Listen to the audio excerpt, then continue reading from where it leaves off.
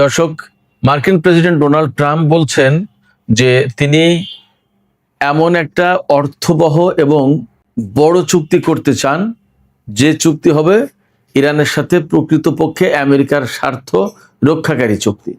তিনি একদম সরাসরি বলেছেন যে ওবামার আমলের চুক্তির মতো কোনো চুক্তি তিনি ইরানের সাথে করবেন না। আর ইরানের প্রেসিডেন্ট মাসুদ পেজেশকিয়ান তিনি বলেছেন যে ইরান কোনো চাপের কাছে নতি স্বীকার করবে না, ইরানকে আত্মসমর্পণে বাধ্য করার চিন্তা করা একটা অলীক কল্পনা, এবং ইরান কখনো কারোর চাপিয়ে দেওয়া কোনো চুক্তি মানবে না। তিনি একদম জোর দিয়ে এবং স্পষ্ট করে বলেছেন যে যুদ্ধের চেয়ে অবশ্যই কূটনীতি এবং আলোচনা ভালো, এবং সেটাই শান্তির পথ। তবে সেটা চাপ সৃষ্টি করে কোনো কিছু আদায় করা যাবে না। তার মানে হচ্ছে বারবার দাবি করা হলেও দুই পক্ষ কিন্তু এখনো চুক্তি থেকে অ্যাকচুয়ালি অনেক দূরে। দুই পক্ষের ভেতরে যদি চুক্তি হয় তাহলে আরো সময় লাগবে এবং অনেক কিছু গ্যাপ কমাতে হবে, এখনো বোঝা যাচ্ছে। যদিও দুই পক্ষ বলছে খুব কাছাকাছি এসেছে, কিন্তু এখনই সেই চুক্তি হচ্ছে বা চুক্তি নিয়ে বা সমঝোতা সই করার জন্য পাকিস্তানের রাজধানী ইসলামাবাদে বৈঠক হবে, ব্যাপারটা কিন্তু এমন নয়। এর ভিতরে অন্য একটা সংখ্যা তৈরি করেছে, সেটাই আজকের আলোচনার মূল বিষয়বস্তু। সেটা হচ্ছে যেদিন মার্কিন প্রেসিডেন্ট ডোনাল্ড ট্রাম্প সৌদি আরব, কাতার, সংযুক্ত আরব আমিরাত, মিশর, তুরস্ক, পাকিস্তান সব দেশের মধ্যস্থতাকারীদের সাথে বা নেতাদের সাথে আলোচনা করেছিলেন, সেই দিন কিন্তু তিনি মাঝখানে একটা কথা বলে ফেলেছেন। তাদের সাথে সম্ভবত গ্রুপ কলে কথা হচ্ছিল। তিনি সেদিন বলেছেন যে আপনারা সবাই তাহলে আব্রাহাম অ্যাকর্ডে সই করুন, অর্থাৎ যে চুক্তির মধ্য দিয়ে সংযুক্ত আরব আমিরাত, বাহরাইন, সুদান এবং মরক্কো ইসরায়েলের সাথে সম্পর্ক করেছে, সেই চুক্তিতে সই করুন আপনারা। এইখানে মার্কিন প্রেসিডেন্টের এই প্রস্তাবে আরব এবং পাকিস্তান বা তুরস্ক এই সমস্ত দেশের নেতারা কি বলেছিলেন সেদিন এই বিষয়টা নিয়ে, এবং চুক্তির ভালো মন্দ বিভিন্ন দিক নিয়ে, চুক্তির সম্ভাবনা কত, চুক্তি আসলে হতে যাচ্ছে কিনা, এই সমস্ত বিষয় নিয়ে এখন আলোচনা করব। আশা করি আপনারা শেষ পর্যন্ত সঙ্গেই থাকবেন। আর ভিডিও ভালো লাগলে লাইক, কমেন্ট, শেয়ার করবেন এবং চ্যানেলটি সাবস্ক্রাইব করে সাথেই থাকবেন প্লিজ। দর্শক, চলুন বিস্তারিত আলোচনা করি।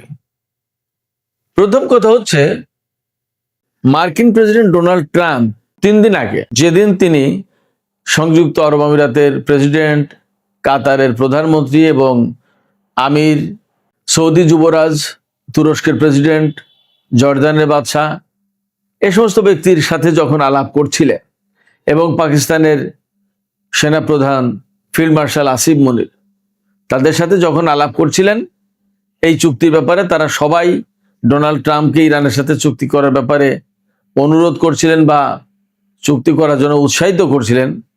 তখন ডোনাল্ড ট্রাম্প, মানে বাংলা ভাষায় বললে কি বলবো, খাস বাংলায় বলে ফট করে তিনি একটা প্রস্তাব দিয়ে বসেন। সেই প্রস্তাব হচ্ছে, ঠিক আছে, ইরানের সাথে আমরা চুক্তি করছি, আপনারাও আব্রাহাম অ্যাকর্ডে সই করেন। আব্রাহাম অ্যাকর্ড হচ্ছে, ডোনাল্ড ট্রাম্প আগের বার যখন ক্ষমতা আসেন তখন ইসরায়েলের সাথে আরব দেশগুলোর যে চুক্তি করার ব্যবস্থা করেছিল সেইটার নাম হচ্ছে আব্রাহাম অ্যাকর্ড বা ইব্রাহিম চুক্তি। আমরা যদি বাংলায় বলি আব্রাহাম চুক্তি, যাই বলি। তো এই আব্রাহাম অ্যাকর্ড কি? এই আব্রাহাম অ্যাকর্ডে সই করা মানে ইসরায়েলকে রাষ্ট্রীয়ভাবে স্বীকৃতি দেয়া যে হ্যাঁ, ইসরায়েল একটা স্বাধীন সার্বভৌম দেশ। 1। 2 হচ্ছে ইসরায়েলের অস্তিত্ব আপনি মেনে নিলেন। 3 হচ্ছে ইসরায়েলকে রাষ্ট্র হিসেবে যখনই স্বীকৃতি দিচ্ছেন এই চুক্তির বলে আপনি তার পার্টনার হয়ে যাচ্ছেন, আপনি তার মিত্র দেশে পরিণত হলেন। তার মানে এই আব্রাহাম অ্যাকর্ডে সই করার মানে হচ্ছে ইসরায়েলের সাথে আপনার কূটনৈতিক সম্পর্ক প্রতিষ্ঠা হয়ে যাওয়া। তো যখন কূটনৈতিক সম্পর্ক প্রতিষ্ঠা হচ্ছে তখন আপনার দেশের দূতাবাস ইসরায়েলে থাকবে আর ইসরায়েলের দূতাবাস আপনার দেশে থাকবে। আপনার সাথে তার ব্যবসা বাণিজ্য, বিমান যোগাযোগ, এমনি সফর, ভ্রমণ থেকে শুরু করে আরো বিভিন্ন রকমের চুক্তি, সহযোগিতা এগুলো থাকতে পারে। যেমন বিভিন্ন দেশের, 2 দেশের, ধরুন বাংলাদেশের সাথে চীনের কথার কথা, বিভিন্ন রকমের চুক্তি থাকতে পারে, সামরিক চুক্তি থাকতে পারে, জ্বালানি খাতে চুক্তি থাকতে পারে, তেল গ্যাস উত্তোলনের ক্ষেত্রে চুক্তি থাকতে পারে। আমাদের ধরুন এখানে গাড়ি কোম্পানি করা হবে সেটা নিয়ে চুক্তি হতে পারে, সাংস্কৃতিক চুক্তি হতে পারে, মিডিয়া নিয়ে চুক্তি হতে পারে, শিক্ষা খাতে চুক্তি হতে পারে, শিক্ষা খাতে চুক্তি হতে পারে যে আমাদের দেশে চীন থেকে কিছু শিক্ষার্থী এসে পড়াশোনা করবে তাদের সুবিধা মতো পছন্দ মতো, আবার আমাদের দেশ থেকেও চীনে সুবিধা মতো পছন্দ মতো বিভিন্ন সাবজেক্টে পড়াশোনা করতে যাবে। এরকম নানা রকমের চুক্তি থাকে। এই সমস্ত বিভিন্ন রকমের লেনদেন চুক্তি হবে। এই আব্রাহাম অ্যাকর্ডে সই করার মানে হচ্ছে এইটা। তো এই আব্রাহাম অ্যাকর্ডে সই করে প্রকৃতপক্ষে ফরমালি এবং প্রকাশ্যভাবে সংযুক্ত আরব আমিরাত, বাহরাইন, সুদান এবং মরক্কো এই 4টা রাষ্ট্র ইসরায়েলের সাথে সম্পর্ক প্রতিষ্ঠা করে। প্রেসিডেন্ট ডোনাল্ড ট্রাম্পের প্রথমবারের আমল অর্থাৎ 2016 সালে নির্বাচিত হয়েছে, তিনি 2020 সাল পর্যন্ত ছিলেন। এই সময়টাই তিনি এই আরব দেশগুলোকে এই চুক্তি করতে বাধ্য করেন এবং এই চুক্তি সৌদি আরবও করবে এইরকম একটা কথা প্রতিষ্ঠা হয়েছিল, এইরকম একটা কথা প্রচার হয়েছিল। তবে সৌদি আরব সে সময় একটা শর্ত দিয়েছিল যে ঠিক আছে আমরা ইসরায়েলের সাথে চুক্তি করতে পারি, তবে ফিলিস্তিনকে রাষ্ট্র হিসেবে স্বীকৃতি দেওয়ার, স্বাধীন সার্বভৌম রাষ্ট্র হিসেবে স্বীকৃতি দেওয়ার ব্যবস্থা করতে হবে। সেই জায়গায় কিন্তু ঝুলিয়ে রেখেছে ইসরায়েল, যার কারণে আপনার সৌদি আরবের সাথে ইসরায়েলের চুক্তি হয়নি এরকম কথা শোনা যায়। এরপরে অবশ্য আরো কিছু ঘটনা ঘটেছে, যেমন ইয়েমেনের পক্ষ থেকে ইয়েমেনের হুতিরা যখন সৌদি আরবের উপর হামলা চালায় এবং সংযুক্ত আরব আমিরাতে হামলা চালায়, তারপরে আরো বেশ কিছু ঘটনা ঘটেছে যে ঘটনাগুলো মার্কিন বাহিনী, মার্কিন সরকার, সংযুক্ত আরব আমিরাত বা সৌদি আরব এরা কেউ সামাল দিতে পারেনি। তখন তাদের কাছে মনে হয়েছিল আমেরিকা তাদের নিরাপত্তা দিতে পারবে না। সেক্ষেত্রে এই ইসরায়েলের সাথে সম্পর্ক আর আমেরিকার সাথে এত সম্পর্ক রেখে লাভটা কি, হবেটা কি? এবং ইসরায়েলের সাথে সম্পর্ক করার মানেই হচ্ছে আজ না হোক কাল, কাল না হোক পরশু এক সময় মুসলিম বিশ্বের কোনো না কোনো দেশের কাছে জবাবদিহি করতে হবে এবং মুসলিম দেশগুলোর ভেতরে সৌদি আরবের এখনো যে সামান্যতম অবস্থান আছে এই অবস্থানটাও চলে যাবে। সৌদি আরব এই বিষয়গুলো খেয়াল করেছিল, করে চুক্তি আর করেনি। এখন ডোনাল্ড ট্রাম্প সেদিন ফট করে বলে ফেলেছেন যে আমি ইরানের সাথে চুক্তি করছি, আপনারা ইসরায়েলের সাথে চুক্তি করে আব্রাহাম অ্যাকর্ডে সই করে। এই কথা বলার পরে সব নেতা, সব আলোচক একদম চুপচাপ, পিন ড্রপ সাইলেন্স, পিনপত নিরাপত্তায় একদম ডুবে গেছে। তখন ডোনাল্ড ট্রাম্প আবার বলেন, একটু কৌতুক স্বরে, কৌতুক ভরে বলেছেন যে আপনারা কি অবশ্যই আছেন, আপনারা চিন্তা করেন তিনি মুসলমানদের এই সমস্ত বিভিন্ন দেশের প্রেসিডেন্ট, প্রধানমন্ত্রী তাদের নিয়ে মস্করা করছেন। তিনি করতেই পারেন, এদের এই সমস্ত দেশের লোকজনকে তো তিনি আসলে ওই রকম তুচ্ছতাচ্ছিল্য করেন। তারা তো কাউকেই যে খুব গুরুত্ব দিয়ে দেখে তা কিন্তু না। ইরানকে গুরুত্ব দিচ্ছে এই কারণে যে ইরান রুখে দাঁড়িয়েছে, যার কারণে তাকে গুরুত্ব দিতে বাধ্য সে। তা নাহলে ইরানের আগের যে শাহ ছিল বিপ্লবের আগে, তাকেও গুরুত্ব দিত না এরকম। ডোনাল্ড ট্রাম্প এই চুক্তির কথা বলেছেন, তখন বাকি সবাই চুপ হয়ে গেছে। ইরানের সাথে চুক্তির ব্যাপারে আবার আলোচনায় ফিরেছে এবং আলোচনায় ফেরার পর ইরানের সাথে একটা চুক্তি করবে মোটামুটি সিদ্ধান্ত নিয়েছে যে এই বিষয়ে চুক্তি হবে। বাট এই জায়গায় বারবার অমিল হয়ে যাচ্ছে। সেই অমিলটা কি? ইরান বলছে যে হরমুজ প্রণালী খুলে দেয়া, এরপরে পরমাণু ইস্যু, এই সমস্ত নিয়ে আলোচনা হবে পরে।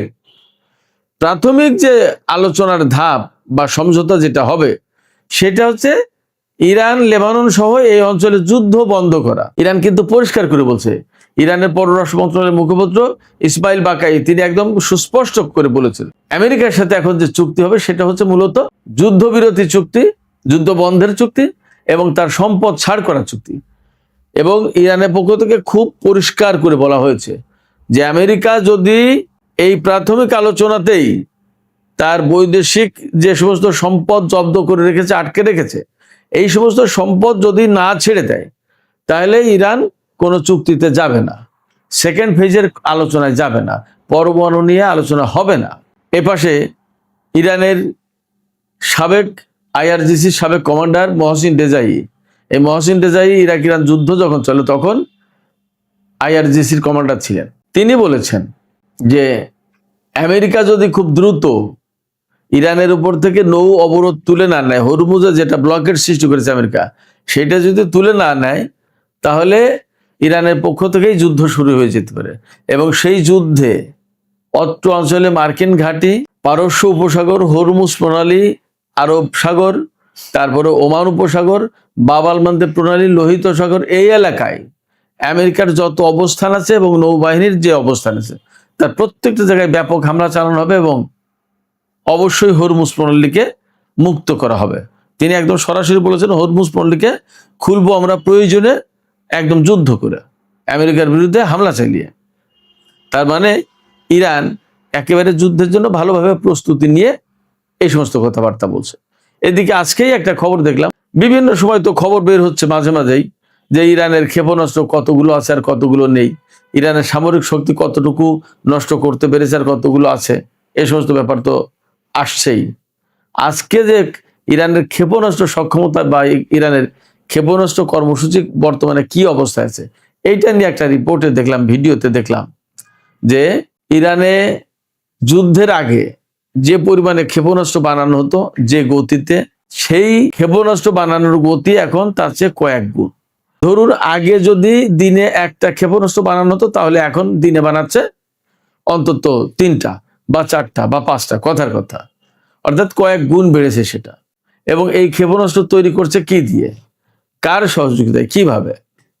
সেই রিপোর্টে বলা হচ্ছে এই ক্ষেপণাস্ত্র বানাচ্ছে ইরানের ইঞ্জিনিয়ার মেকানিক্সরা মিলে, একেবারে পাহাড়ের আড়ালে, পাহাড়ের নিচেই গোপন কারখানায়, এবং সেখানে সহযোগিতা করছে রাশিয়া। আর আর ইরান চীনের কাছ থেকে পাচ্ছে পার্টসপত্রের সহযোগিতা।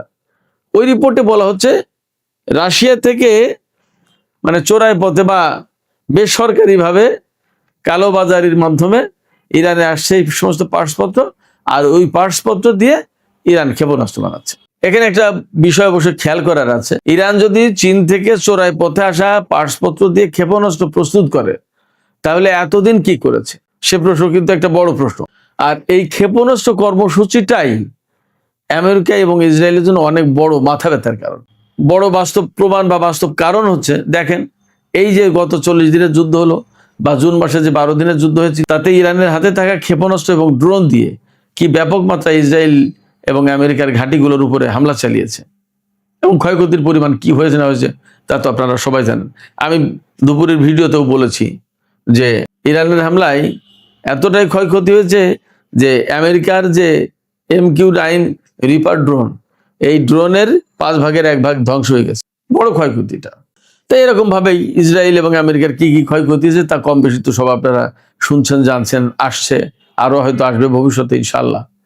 তো যথেষ্ট ক্ষয়ক্ষতি হয়েছে, তারপরেও এখন এইরকম ক্ষেপণাস্ত্র উৎপাদন অব্যাহত রয়েছে বা উৎপাদন করছে। তাহলে এর আগে কি অবস্থায় ছিল, এবং এই ক্ষেপণাস্ত্র আসলে আমেরিকা এবং ইসরায়েলের জন্য কতটা ভয়ঙ্কর। যদি এই ক্ষেপণাস্ত্র কর্মসূচি বন্ধ না হয়, এই চুক্তিতে রাখি এই ক্ষেপণাস্ত্র কর্মসূচি নিয়ে কোনো আলোচনার কোনো টপিকটাই পয়েন্ট নেই। যদি তাই না হয়, তাহলে তো সেই ইরানের সেই সামরিক শক্তি থেকেই গেল, তাহলে কি করবে, এই আলোচনার মানে কি হবে? এদিকে এই আলোচনা বা এই চুক্তি হতে পারে কিনা এটা নিয়ে যখন ব্যাপকভাবে জল্পনা কল্পনা চলছে, তখন ইরানের পররাষ্ট্রমন্ত্রী সাইয়েদ আব্বাস আরাকচি এবং ইরানের স্পিকার বাকের কলিবাফ দুইজন একসাথে আজকে কাতারে গেছেন। এই কাতারে যাওয়ার মূল উদ্দেশ্য, আমি যতদূর যা বুঝি বা মনে করি, যে কাতার যেহেতু গুরুত্বপূর্ণ ভূমিকা পালন করছে এখন এই আলোচনার মধ্যস্থতাকারী হিসেবে, এছাড়া কাতার একসময় মিডিয়েটর ছিল, কাতারের সাথে ইরানের সম্পর্কও ভালো, একদম প্রতিবেশী দেশ, অর্থাৎ পারস্য উপসাগরের এপার ওপার, উত্তর পাড়ে ইরান আর দক্ষিণ পাড়ে কাতার। যাই হোক, তো কাতারে যাওয়ার মূল উদ্দেশ্য আমি যেটা মনে করি যে এই চুক্তি, এবং এই চুক্তির ব্যাপারে হয়তো কিছু আলাপ পরামর্শ করা কাতারের আমিরের সাথে। কাতারের আমিরের সাথে কিন্তু ডোনাল্ড ট্রাম্পের আবার খুব ভালো সম্পর্ক, সেটা আপনারা সবাই জানেন হয়তো। এইবার ডোনাল্ড ট্রাম্প প্রেসিডেন্ট নির্বাচিত হলে কাতারের আমির ডোনাল্ড ট্রাম্পকে একটা বিমান উপহার দিয়েছে মনে হয়। কাতারের মাধ্যমে আমরা আগের বার দেখেছিলাম যখন পরমাণু কর্মসূচি, যখন পরমাণু চুক্তি সই হয়েছিল ইরান এবং 6 জাতি গোষ্ঠীর মধ্যে, তখন যে সমস্ত দেশে ইরানের অর্থ আটকা ছিল, সেই সমস্ত দেশের অর্থ কাতারের মাধ্যমে ছাড় করার ব্যবস্থা করা হয়েছিল। পরে কতদূর পেয়েছে আর কতদূর পায়নি সেটা এই মুহূর্তে ঠিক মনে নেই, বাট কাতার ট্রানজিট পয়েন্ট ছিল। তো এবারও হয়তো তেমন হতে পারে, হয়তো সেরকম আলোচনা হচ্ছেও ভেতরে ভেতরে। এই জন্য ইরানের পররাষ্ট্রমন্ত্রী এবং স্পিকার দুইজন আজকে কাতারে গেছেন। তো যখন এই চুক্তি নিয়ে এত কথা, তখন ইরানের প্রেসিডেন্ট আর আমেরিকার প্রেসিডেন্ট কি বলছেন? আমেরিকার প্রেসিডেন্ট ডোনাল্ড ট্রাম্প বলছেন তিনি একটা খুব গ্রেট এবং মিনিংফুল একটা ডিল করবেন ইরানের সাথে। এই মিনিংফুল এবং গ্রেট একটা ডিল করবেন, এবং তিনি বলছেন এইরকম ভালো বড় কোনো চুক্তি না হলে তিনি করবেন না, ওবামার মতো খারাপ চুক্তি হলে তিনি করবেন না।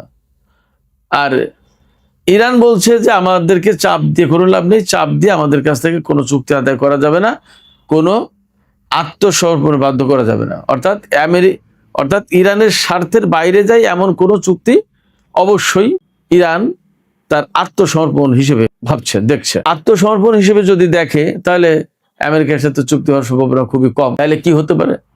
তাহলে এই চুক্তি আসলে এখন হবে কি হবে না তা নিয়ে বিরাট টানা পড়ে রয়েছে। এর প্রধান যে কারণ সেটা হচ্ছে যে আমেরিকা মূলত ইরানের পরমাণু কর্মসূচি বানচাল করবে, ধ্বংস করবে, নস্যাৎ করবে, এটাই তাদের মূল টার্গেট। চুক্তিতে যদি সেই জায়গায় না নিতে পারে তাহলে আমেরিকা বা ডোনাল্ড ট্রাম্প সেই চুক্তি করবে না, এবং ইসরায়েলের প্রধানমন্ত্রী বেনিয়ামিন নেতানিয়াহু সেই চুক্তি করতে দেবে না। এছাড়া আমেরিকার যে রাজনীতিবিদ যারা, তারাও এই কথাই বলবে যে প্রেসিডেন্ট ডোনাল্ড ট্রাম্প আপনি যে যুদ্ধ করলেন, যুদ্ধ করে অর্জনটা কি? সেই পরমাণু কর্মসূচি যদি বন্ধ করতে না পারেন, ক্ষেপণাস্ত্র কর্মসূচি যদি বন্ধ করতে না পারেন, হরমুজ প্রণালী যদি না খোলে, তাহলে ইরানের সাথে চুক্তি করে আপনি কি পেলেন, কি আনলেন, অর্জনটা কি? এই প্রশ্নের জবাব কিন্তু ডোনাল্ড ট্রাম্প দিতে পারবে না।